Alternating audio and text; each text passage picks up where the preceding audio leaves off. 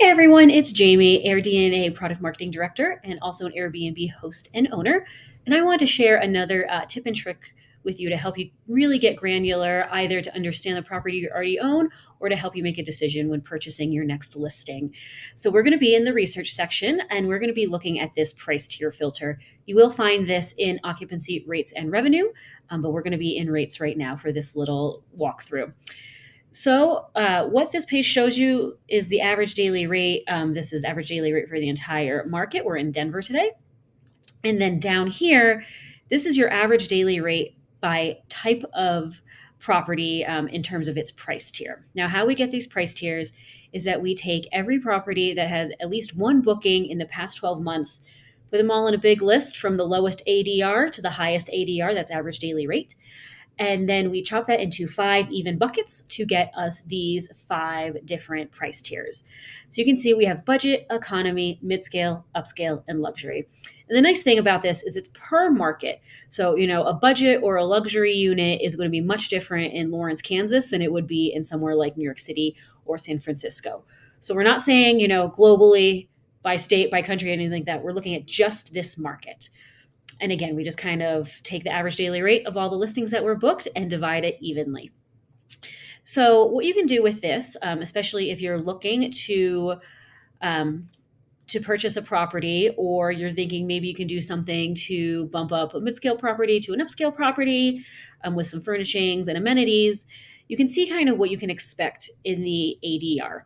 So in Denver, we're not seeing a ton of difference price-wise from a mid-scale to an upscale, but a huge jump if you can get a luxury property.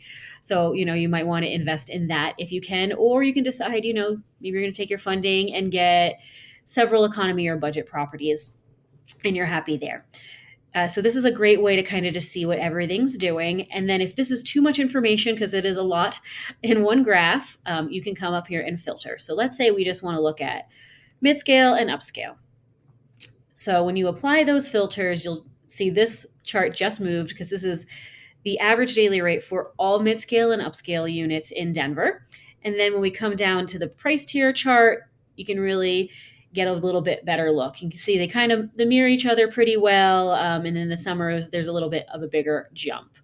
Another thing I wanted to point out is that this is monthly data, but you can also drill down by week if you want to see what does really well in your market. Here we can see that while everything's trending down in the winter, it looks like that New Year's Eve, Christmas time is really big in Denver.